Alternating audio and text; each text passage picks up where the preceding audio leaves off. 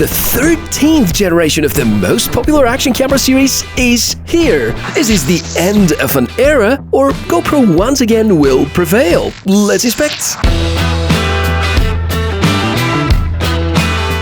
13 consecutive generations for the most popular action camera series. Can you believe they made it to Hero 13? And GoPro as a brand, crazy powerful. As powerful that whenever you see someone with an action camera out there, you can immediately call it a GoPro, regardless of the brand. Great to meet you, by the way. I'm the Tech Mishka, and I'm here to share with you everything that I've experienced with this action camera. Truth is that GoPro have lost part of their glamour in the past few years because of concerns about the overall image quality and performance, some software hiccups, and the lack of meaningful upgrades. Therefore, everybody has high expectations for the 13.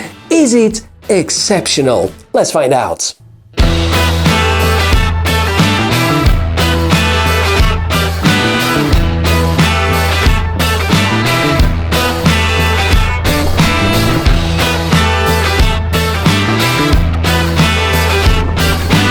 Daytime performance has always been the key strength of the Hero line. The awesome stabilization, the so typical Hero-styled color science and sharpness, pleasure to the eye. A few important things to mention here. Resolution goes as high as 5.3K. Trust me, this is way more than what an average user would need. Yet, having more megapixels is better in case you want to crop.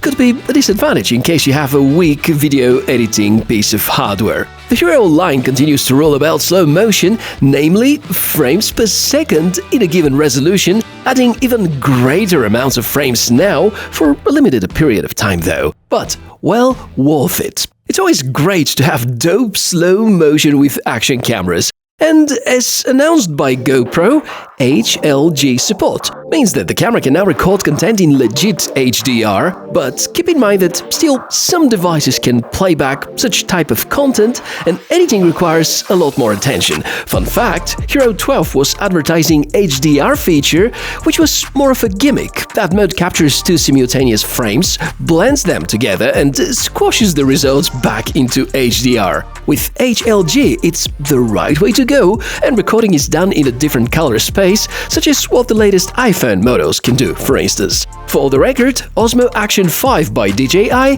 has this feature as well. And since this video is uploaded on YouTube and is in SDR format, if you're curious about an HLG sample, I invite you to get one from the video description area. The real struggles for Hero 13 begin as soon as the lights go off, or at least as soon as the sun goes behind clouds or something, because low light performance is upsetting. Even more upsetting is the fact that GoPro know about this and try to convince you in many ways that it doesn't matter. Guess what? It does matter, because let me explain. Nobody expects action cameras to be superb at night, but we expect at least decent quality whenever you film something indoors during the day, or whenever you go to the forest and there is no sunshine, or just before dawn. You get the idea. We want consistent, good image quality when you film environments without sunshine, because sure, the image sensor that they reuse for the third time works great on the beach whenever it's summer, but take the sunshine out and there are some artifacts notable and the image quality sort of degrades. And if you put the GoPro Hero 13 side by side with the DJI Osmo Action 4 or 5, or let's say the Insta360 Ace Pro, these last two options make it look funny. Hopefully, this is the only downside of Hero 13. Therefore, let's see about the rest. Looking at the pack, do you notice? Yeah, the GPS seems to be back. The pack is similar to what we remember from past generations. If this is your first GoPro, pretty sure you're about to like it a lot. The shape looks familiar. Dimensions, design flow, button placement, we can at least say that GoPro are consistent about it. At the bottom, finally, a magnetic plate. And all these day zero reviews are going to, of course, highlight the fact that direction doesn't matter, unlike what DJI offer. Still, I own so many accessories using the DJI mount that I'm happy to equip my Hero 13 with the former one. The battery is new, the area underneath the lens is different, the color is now black without the blue flakes, so it feels to me like GoPro took a step back with the design and then made another step to the side with the specs, because same old image sensor, same old processor, same old resolutions with an extra tweak for slow motion this time, more lens choices, upgraded battery, easier mounting, still compact and portable, and rather acceptable weight. So, no, I'm obviously not at all happy with these specifications because they're almost identical to what we have with Hero 11, maybe we could say Hero 12. GoPro reused the same kind of image sensor for a third consecutive generation. They have the same GP2 processor, which they started to use with Hero 10. So in terms of imaging quality, there wouldn't be any significant enhancements, probably not even insignificant enhancements, but for sure they would be able to extract the most out of this imaging combo, which I assume is going to be the last time we see implemented in the series. There are some other changes as well. The housing, kind of a step back because it looks very similar to Hero 11, except for this part. The GPS is back. We have a change with the battery. Increased capacity, hopefully longer lasting videos, and we have two more quite significant improvements. The first one, the lens auto detect feature, which I'm going to explain in just a few moments, and also we do have improvements around slow motion, which was anyway great with the previous generations. One more area where GoPro could have been improved is about the display setup. Still no automatic brightness, and unlike DJI, who bring HDR-capable display, Hero 13 keeps the same old setup. Unimpressive, with huge bezels on the rear and no touch function on the front. No configurable always-on mode either. Could be that GoPro planned to advertise it as an innovative feature for the next generation. One thing I did notice with my older Hero 12 over time is that if the camera remains unused for a prolonged period, the display responsiveness is a bit worse in the first few minutes after you get to use it. Doesn't seem to be the case with Hero 13. If there is one area where GoPro want to go big this time, it's about the accessories. Well, they make a lot of noise about the lens auto detect feature, which on theory sounds great. I mean, you can go and use ND filters or any of the max lens mode or whatever they call ultra wide at the moment, and the camera is going to automatically detect whatever you put on there. The mechanism is, in my opinion, crappy because it took me just 5 minutes to break the pin on my lens, and yeah, pretty sure that other people are going to experience the very same thing.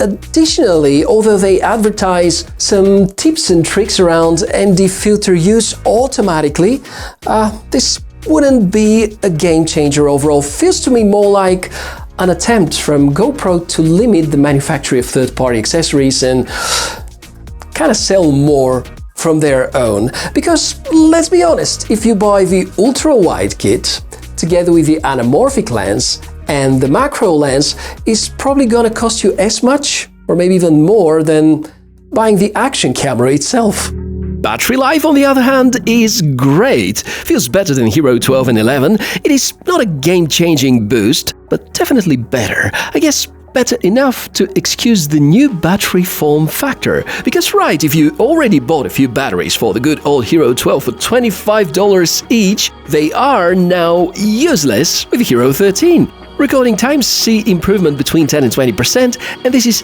definitely nice. No fast charging on the other hand. Let's take a moment to appreciate the quality of the microphone, the internal microphone of the Hero 13. And of course there are certain options for external microphone connection. Most of them are quite expensive though, and still I think the quality is superb, especially knowing that you can just use the audio as it is without any further post-production. Well, the only tricky moment, if you're outside on a very noisy street with a lot of background noise, this is when you really would need an additional external microphone. Oh, by the way, automatic stabilization and all the features are in auto mode, and that's a very typical vlogging scenario for the Hero 13. Next, I want to showcase the user interface. Keep in mind that here I'm somewhat biased because I totally dislike the direction that Hero 12 has, and 13 is more or less inheriting these so-called by GoPro best practices. To me, it is essential to be able to go through resolutions and modes quicker, and with the Pro Tune mode, it is not as effective as I wish. Every time I need to quickly go from one setting to another, this makes me nervous, and perhaps this was the biggest reason why I stopped using Hero 12 a year ago. Maybe customizing and saving your modes makes great sense, but this is gonna cost you a fortune of time if you do this from within the camera. As you may notice, GoPro have tried a few different styles of the UI in the past few years, none of which is perfect. There are for sure some new, pretty awesome software tweaks though, such as the option to record in square format, which reduces the editing efforts down to a minimum, and the famous sensor cropping, where the videos can be captured in 8:7 aspect ratio, which makes it very flexible for cherry-picking where and how much you want to crop, especially in 5.3K. The many Pro Tune settings are usually for fellas with a bit more experience. You need to know what shutter speed and ISO values are doing. You can set the microphone wing correction features, the recording format, the color intensity, and so on. I'd also recommend spending some time to adjust the quick toggles on the home screen, because this can be the key to successfully utilizing most out of the Hero 13's features. And also, make sure to check the smartphone app. GoPro are still the only action camera maker offering cloud space as part of the subscription. They add a new plan called Premium, which costs twice more than the regular one, but also eligible for more goodies. The Quick app is as capable as before, the editor is also brilliant. I feel that you can significantly reduce your video editing efforts if you're active on social media and you want to post a lot of videos on the go. Live streaming is easier than ever too. Apparently there's nothing radically new, and most of the good working features are still there. No hiccups regardless Android devices or iPhones. Now, a list with drawbacks before the wrap-up, and the biggest drawback feels to me the lack of proper upgrade about the image quality. I feel that GoPro desperately needs to revive their low-light and indoor imaging performance. The limited support for third-party accessories, the lack of auto-brightness module for the display, the lack of Apple Find My integration, and the not that optimal user interface. This is according to me, and I'm always happy to hear about your constructive contributions in the comment section below. So, Hero 13, which feels and acts like Hero 12, which feels and acts like Hero 11, and yeah, we do have certain enhancements with the UI and this ability called Lens Auto Detection feature with the ND Filter Advisor. But let's be honest, if you need to be advised on the usage of ND filters, probably you should stay away from this concept because you're not skilled about it yet. On the other hand, yes, certain refinements, happy to see the GPS back, happy to see the increased battery capacity, and of course, the smartphone app, which is probably almost close to class leading in terms of overall user experience. So, to be very clear, if this is gonna be your first GoPro Hero, pretty sure you will be happy with it. Just if I were you, I wouldn't go for all these accessories right away. Just get the camera, get to see how it works, and figure out which are the extra accessories you might need eventually.